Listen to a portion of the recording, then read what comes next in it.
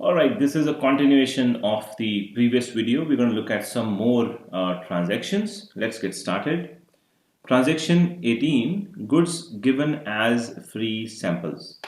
Now you should recall the transaction where goods were given away as charity. This is a similar transaction. So there is a free samples account possibly. There are goods being given away, so there has to be a goods account, and I'm going to redraw the same thing. You purchased 100 units and you intend to sell, so sales, these 100 units during the financial year. However, it turns out in order to sell these transactions, you have to sell these goods, you have to give these goods away as free samples for customers to use it and then decide if they want to purchase these. So let's say 10 units are given away as sample. So when you give away the units of goods as free samples, you are not going to be able to sell them. So only 90 units are available to be resold. Okay, what does it mean? Let's say again the cost per unit purchased was 10. Therefore, the 10 units which have been given away, 100 rupee, you're never going to recover, but you have paid for these. And this is kind of an advertisement for the business as well. So this is advertisement, and you're going to regard this as an expense, therefore, as an expense.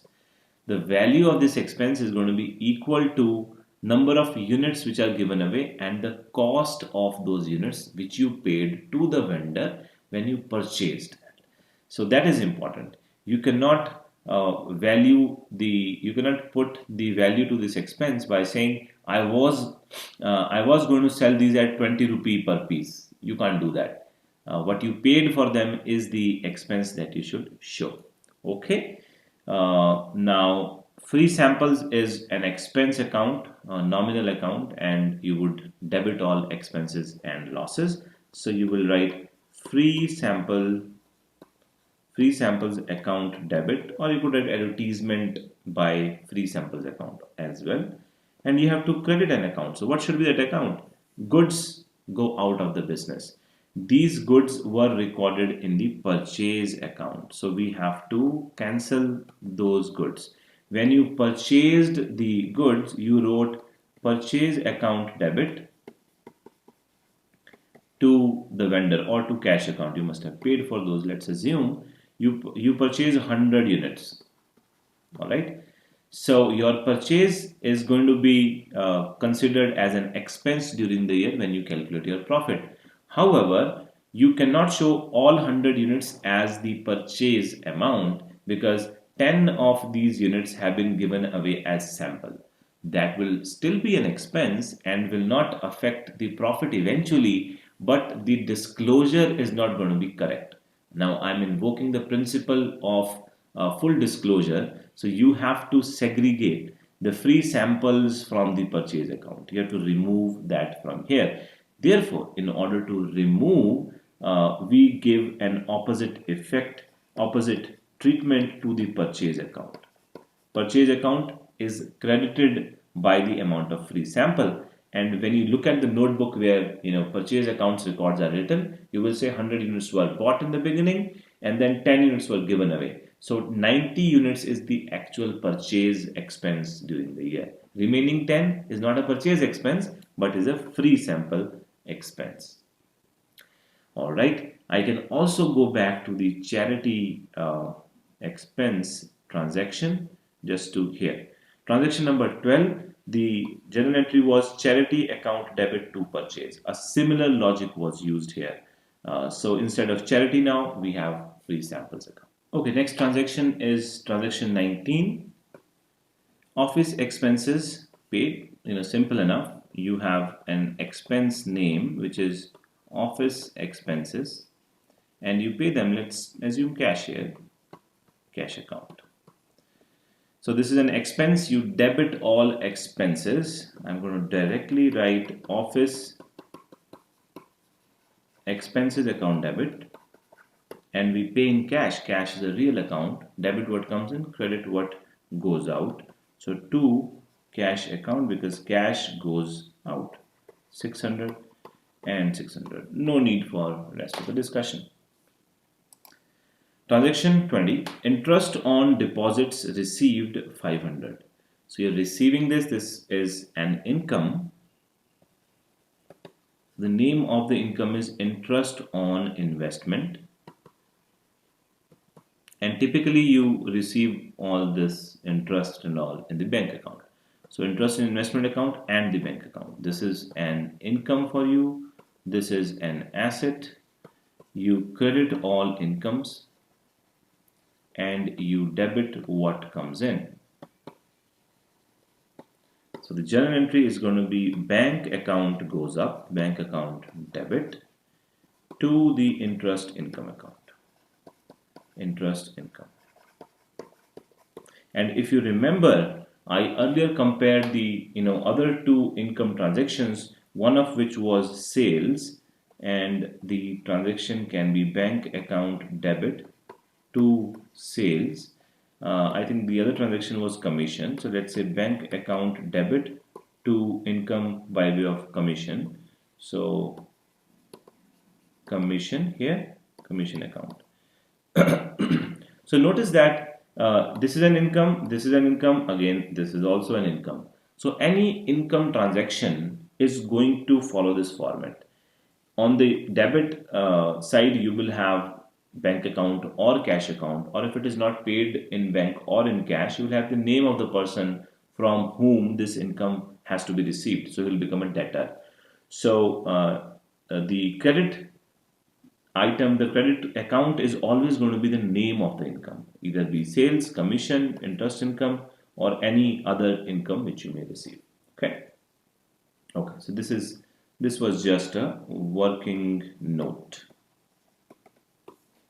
Let's move forward. Bank charges charged by the bank. What is bank charges? Bank charges are annual maintenance charges that banks charge you, or sometimes if you use your ATM card for more than X number of transactions on the ATM machine, then bank charges you some amount. So different charges, from time to time, whatever bank deducts from your bank account, and you get a message.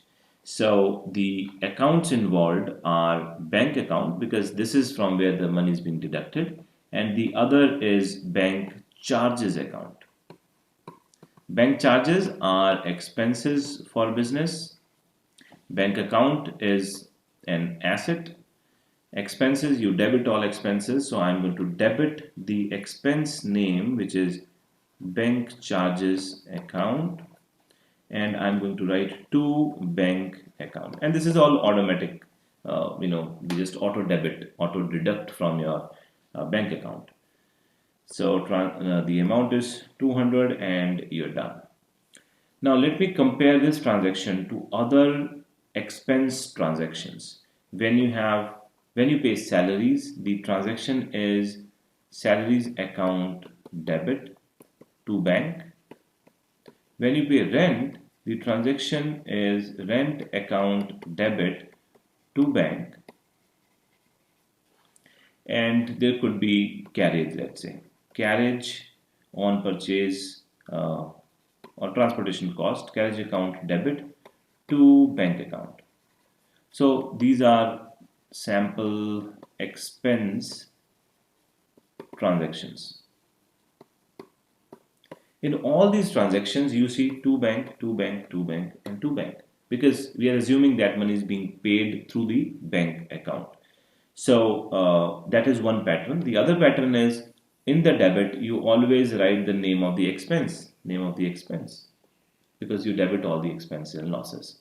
And the way we understand this is the name of the expense really represents our claim on the service. So here bank charges, we have a claim on the service from the bank for the next 1 year. They typically deduct these charges in advance and you pay through bank. So that's how all the expense-based journal entries are going to be written. So try to pick up these trends, these patterns as we move forward, and I'll keep showing it to you. Let's go to transaction 22. This is goods lost by fire 800. This is similar to the charity transaction or goods given away as free samples transactions. So you purchased goods, let's say 100 units, and you thought you would sell these 100 units, but what happened on the way during the financial year, there was a fire and you lost 10 units. Okay, so this is lost in fire. Earlier, you gave away these 10 units as free sample and you treated that as an expense. And you gave away these as charity and treated that as a loss. Here, the loss is due to fire. So, a similar transaction, all you have to do is change the name of the expense. Instead of charity or free sample, you're going to write goods lost in fire. So there is loss by loss by fire account, and you have to deduct these 10 units from the purchase account. Therefore, the other account involved is the purchase account. You debit all expenses and losses, so you're going to write loss by fire account debit, and the purchase account. Again, when you purchase the goods, you would have written this journal entry. Purchase account debit to bank account. You would have paid for it as well. So let's say 100 units was the purchase, and now you no longer have those 100 units, you only have 90 units to be resold. Therefore, you have to cancel, you have to take out those 10 units. So to cancel that 10 units, you give it an opposite treatment, which is you credit the purchase account. So purchase account credit by 10 units, and you reduce the balance in the purchase account, and then you're saying again that loop, if you remember, you are leaking those 10 units from purchase account in a way, and then you're saying, hey, those 10 units are actually lost, and loss is debit. So that's how we write the transaction for goods lost by fire. Let me compare this transaction to the other transactions for charity, where we said charity account debit to purchase account, and we had free sample account debit to purchase account. So three transactions, similar nature. Goods are being taken away from the purchase account. They are not being used for reselling. What are they being used for? Either charity or free sample, or they're being lost in fire. That's a trend, and that's how all these transactions involving goods being lost or being used for alternative purposes other than sale. This is how this transaction is going to be written. Transaction 23. Goods insured and claim is admitted by insurance company in full in part. Okay, this is a continuation of the previous transaction. The goods that you lost in fire, you had a fire insurance, luckily, and the insurance company has admitted that, all right, fine, we will be reimbursing you for this loss. So suddenly insurance company comes into picture. So insurance company, if you had the name, you would write the name. Insurance company's account is going to be here. And from the previous transaction where we said it is a loss, this loss is now going to be made good by the insurance company. So I'm going to use this entry, loss by fire account debit to purchase account. So according to this transaction, the insurance company has agreed that the loss by fire that you experienced, we will take care of that. We will pay you that money. We will not give you the goods. So nothing is going to happen to the purchase account. But the loss, you are telling your shareholders, the government, the other people, the public, that there is a loss by fire. However, we will pay you for that. Therefore, this no longer should be treated as a loss. All right. So we have to cancel this loss. In order to cancel this loss, you create an opposite transaction, opposite effect, opposite treatment. So it was debited earlier, so now you can credit it loss by fire account. You give it a credit. By giving it a credit, you are cancelling its effect. However, instead of this loss by fire, because this whole debit is being cancelled, we have to create another debit, and that debit is going to be created against the insurance company. The insurance company's account. What does debit mean? You are giving it a debit. Debit means increase in the claims of business, right?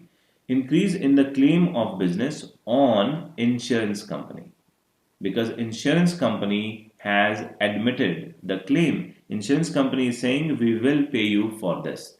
So the insurance company becomes your debtor. You have to recover money from the insurance company. It's a receivable.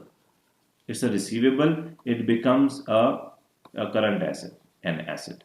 So you follow that rule and you say debit what comes in, and that's what you're doing. You're saying debit what comes in. So in this transaction, I took an opposite approach. I showed you intuitively what should be the effect, how should we cancel this effect, and then I wrote the journal entry, and then I also justified the journal entry using the rules of the three types of accounts. All right, let's go to another transaction. Loan taken 100,000. So bank loan is being taken, although it doesn't say bank loan. I'm assuming bank loan. It could be a personal loan as well. There is a bank loan account and the money goes into your bank. So there is a bank account. This is a bank deposit account. This is a bank loan account. Loan is being taken, a liability. Liability, it's a personal account.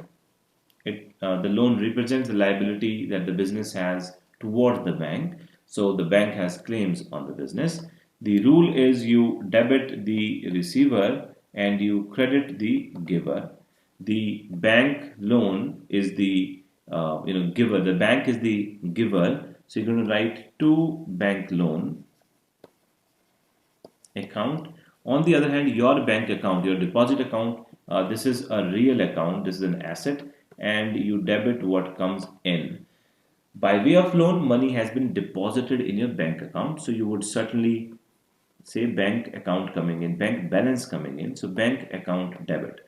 Understand that this bank account is not bank's account. It is your bank account in which the money is deposited. So don't get confused, because both the accounts involved have bank written in it. So don't get confused there.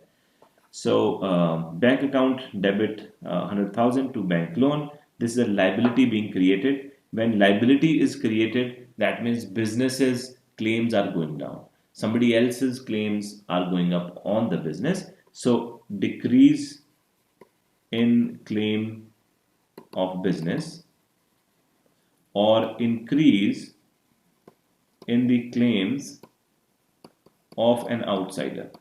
Outsider, bank is the outsider here. So any decrease in the claim of business is shown by way of credit. So it is being credited here. On the other hand, bank is debit what comes in using the rule of the real account. We've written this transaction. Transaction 25. Interest paid on loan. You had taken a loan and now you have to pay interest on it. So interest on loan account, of course. Maybe there is a loan account involved here. We are doing this for the first time, so I'm just going through the whole drill, and then you are paying it. So let's assume it's going to be paid through bank account here. Okay, so interest on loan is an expense, and if you remember the financial statements, we call it a finance expense. All the interest that you pay on all the loans are clubbed under one head in the financial statement, which is the head is called finance expenses or finance costs. Since this is an expense, this is a nominal account, and you debit all expenses. Therefore, I'm going to write interest you could write interest on loan, or you could write interest expenses or interest account debit, and you're going to credit another account. Which account? Loan account.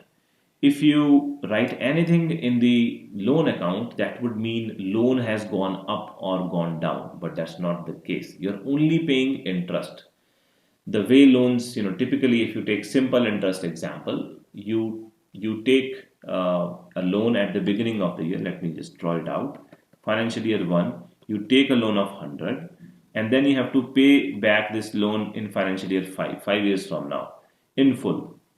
And during the 5 years, you're going to pay an interest of 10, interest of 10, 10, 10, and 10 for 5 years, and finally you pay 100. I'm not talking about EMIs here. I'm saying one lump sum amount is taken as a loan, and then you repay it. Therefore, the interest which is being paid, not the EMI, interest which is being paid is separate from the principal which has to be repaid. Even in the EMIs that you pay, the EMI has two parts. Some proportion of the EMI goes towards paying the interest, while the other portion goes towards paying the principal. This transaction is a simpler case. You are only writing a transaction for paying the interest on the loan. Therefore, loan account is not involved here. You are paying it through bank. Bank is an asset, goes out, bank account, given a credit, and you're done. Interest on loan due but has not been paid in cash. Okay, this is interesting. Now, interest on loan. We are using accrual principle here, right? I mean, invoking another generally accepted accounting principle. Interest on loan has become due. Whenever it becomes due, it has accrued. That's the nomenclature. So interest on account should be recognized as an expense first of all. Okay. The other part was that you pay for it. When you pay for it, you pay it through cash account or bank account, but not paid. So you're not paying it. If you don't pay, it becomes overdue. When it becomes overdue, it becomes a liability. The name of the liability is outstanding expense, and we have the name of the expense, which is interest. Outstanding interest on loan account. All right. Interest on loan is an expense, is a nominal account, and you debit all expenses. There you go. So we're going to debit interest on loan account or interest account as we wrote in the previous entry, and this outstanding interest is a liability. It represents the bank's claims. So it's a liability. Liabilities have our personal account, and the rule is debit the receiver and credit the giver, right? In this case, the interest on loan is the expense, but you're not paying for it. And in this case, the claims of the banks are going up on the business. So rather than, in this case, bank is not a receiver or giver in this case. Giver in the sense the bank was a giver of the loan. However, the way to think about this transaction is that the bank has increased claims on business, increased claims on the business. Therefore, it is going to be represented through a credit. The credit is given to the outstanding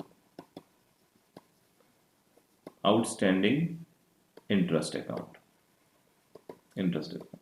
So in a way, bank is the giver in the sense that the interest on loan which the business could not pay back, the bank has borne that for now.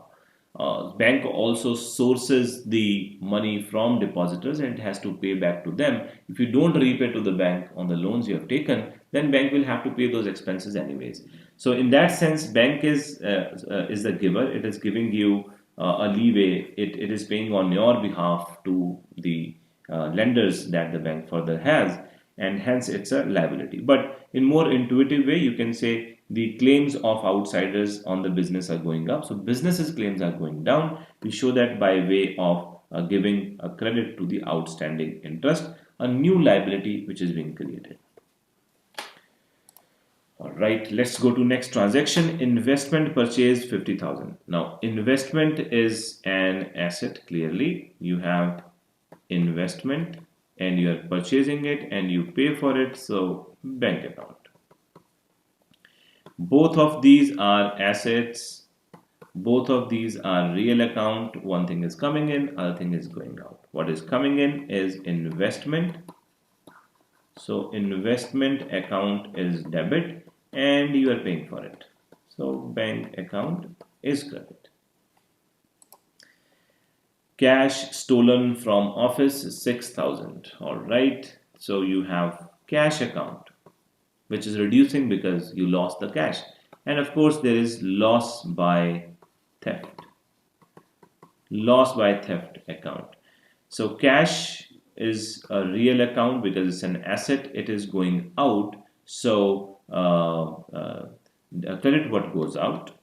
So you're going to write to cash account. On the other hand, you have loss by theft. This is a loss. All expenses and losses are nominal account. And you debit all expenses or losses. So I'm going to write loss by loss by theft. Loss by theft account debit 6,000 and to cash 6,000. There you go. Transaction 29, amount due to Madan Lal 5,000, paid him 4,950 in full settlement. Okay, you would have bought things from Mr. Madan Lal. So at that time, the journal entry was purchase account debit 5,000 to Madan Lal. To Madan Lal's account 5,000 here. So you had a credit to the Madan Lal. This was a liability. This was a liability. Now you are paying this person 4,950. So Madan Lal's account is involved. Madan Lal's account. And since you are paying the person, you are, let's say, giving him a check or depositing in his account. So it's going to go from your bank account. These are the two accounts involved. What are you paying to this person is 4,950. What was due to this person is 5,000. Now, what about the remaining 50? The remaining 50 you're not paying to him and he has agreed to it. It is a full settlement. You spoke with him on the phone and said, hey, can you let go of the 50 rupees? I can pay you right away. He agreed to it. So said, fine. So what is this 50? This 50 is a discount. This 50 is an incentive that Madan Lal extended to you in order to motivate you to pay right now. Okay. So we're going to say that there is a new account involved here, which is called discount account. Okay. Now, for the first time in the discussions till now, we do not have two accounts, but we have three accounts involved. And it is possible. I said in the beginning that at least two accounts are involved, but there can be more accounts involved as well. So let us look at this transaction. How is this going to work out? Now, Madan Lal was given a credit in the beginning. You have paid to him in full settlement. So he cannot come back later and say, pay me the rest of the money because he's given you discount. So one thing that you need to do for sure is to cancel this credit. To cancel this credit, you're going to give this a debit. So you're going to write Madan Lal account debit by 5,000.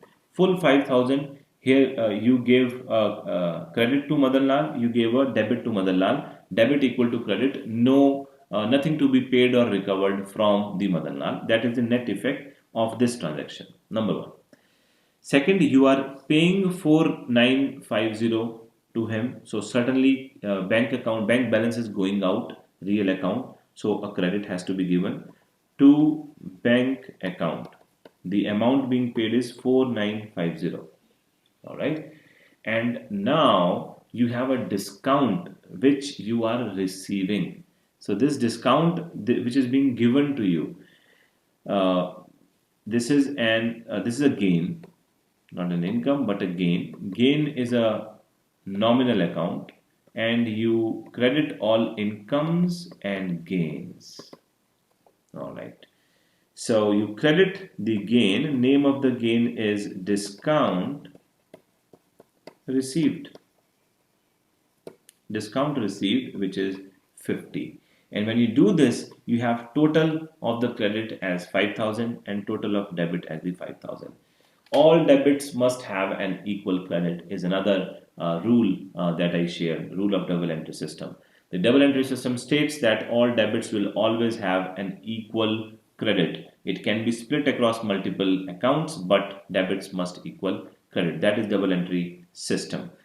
Let me also justify, the debit given to Madan Lal by, through the proper process that we follow. Madan Lal is our creditor. You are paying to him. It's a liability, so it's a personal account. Personal account. You debit the receiver. You are paying to Madan Lal. He is the receiver, so you gave him a debit. And then bank and discount I have already explained. So, I've explained this transaction both ways intuitively by looking at the earlier transaction, and I've said we have to cancel this effect. The second way was we just looked at the personal account, the rule followed, and accordingly the transaction was written. Okay, let's go to the final transaction. In this case, you had to recover amount from Mr. Devraj, who was a customer, and you have received from him 1570 in full settlement.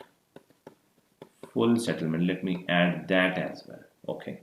When you sold goods to him, what was the journal entry? When you sold, your journal entry was Devraj's account debit 1600 to sales account 1600. So in this case, Devraj became your debtor. It became your asset. You had to recover money from him because he did not pay you in cash. Now the amount receivable 1600 has been received from him, and you have allowed him a discount of 30. You have received 1570 in full settlement. So first of all, you have received the money, so bank account is involved and money is coming into the business. You debit what comes in. So I'm going to quickly write here bank account debit, and the amount is going to be 1570 because that's the money you received. You are receiving it from Devraj, so Devraj's account is also involved, and Devraj was your debtor. Hence an asset, and therefore you debit what comes in and credit what goes out. Now Devraj earlier was your asset. He paid to you, no longer he is your asset. So an asset is going out. The name is Devraj. So we're going to give a credit to Devraj. To the total amount was 1600. He owed you 1600 and he's paid you 1570. So there's clearly a balance of 30 rupees that has to be accounted for. What is this balance? Just like in the previous transaction where your vendor, your creditor gave you a discount, you have given a discount to Devraj. So the third account involved is discount given, which is called discount allowed account. There are three accounts involved in this transaction. Discount allowed means you wanted your customer, your debtor, to pay you as soon as possible. So you incentivized him. You said, okay, pay me 30 less, but pay me right away. And he did that. So this 30 helps you generate revenue. This is an expense. This is a short-term loss that you bear in order to recover the money. So this is going to be treated as an expense or a loss. And nominal account, debit all expenses and losses. So you will write here discount allowed. Discount allowed account also gets a debit. So the total of debit is 1600, total of credit is 1600. Double entry system survives this transaction as well. And if you want to look at it intuitively, you had Devraj as your debtor, and in the notebook where you wrote Devraj's transactions, you said 1600 to be recovered from him. And now after this transaction, you said 1600 not to be recovered from him. Sorry, not this one, but this. You've given a credit to Devraj, so 1600 cancelled. You don't have to recover from him, and now you have recovered 1570 against it, and you have allowed a 30 rupee discount for it. So there you go. We've gone through a range of transactions, different types of transactions, some a bit more complex, and also we've looked at transactions which involved more than two accounts. We follow different methods of writing the journal entries. We used the scientific method where we looked at type of account, the rule for debit and credit for that account, and wrote the journal entry. We also referenced our journal entries to some past journal entries to see the trends. We also intuitively reached at conclusions, or we tried to deduce the net effect of different transactions, saying earlier, this was a transaction, and now we are creating an opposite effect by writing this transaction. So I hope through this tutorial, you've been able to get a better grasp or better hold on how to write journal entries. So that's it for this video. I'll see you in the following video.